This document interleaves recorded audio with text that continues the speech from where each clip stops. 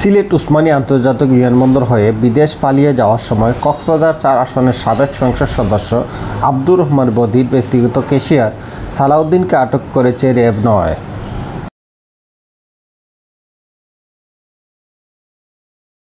সোমবার ২ সেপ্টেম্বর সন্ধ্যা ৭:৩০টার দিকে উমরা যাত্রীর ছদ্মবেশে দেশ থেকে পালিয়ে যাচ্ছিলেন সালাউদ্দিন। সিলেটের এমএজি উসমানী বিমানবন্দরের রানওয়েতে থাকা একটি বিমান থেকে তাকে গ্রেপ্তার করা হয়। জানা যায়, এহরামের কাপড় বেঁধে বিমান বাংলাদেশের জেদ্দাগামী একটি ফ্লাইটে চড়ে বসছিলেন সালাউদ্দিন।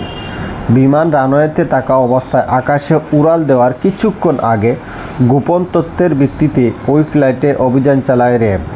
তখন এহরাম বাঁধা অবস্থায় তাকে আটক করা হয়।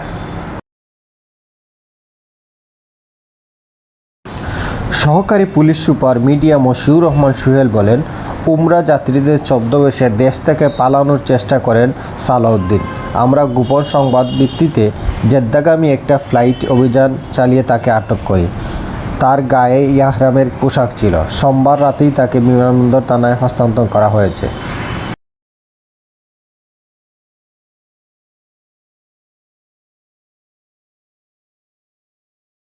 সাবেক সংসদ সদস্য আব্দুর রহমান বদির বিরুদ্ধে কক্সবাজার সহ দেশের বিভিন্ন স্থানে ইয়াবাসহ বিভিন্ন মাদক পাচারের অভিযোগ রয়েছে।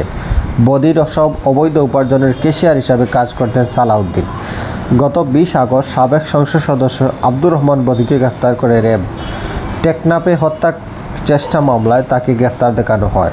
বিভিন্ন সময় কক্সবাজারের টেকনাফ কেন্দ্রিক ইয়াবা সংশ্লিষ্টতার অভিযোগ ওঠা বদির বিরুদ্ধে একাধিক মামলা রয়েছে।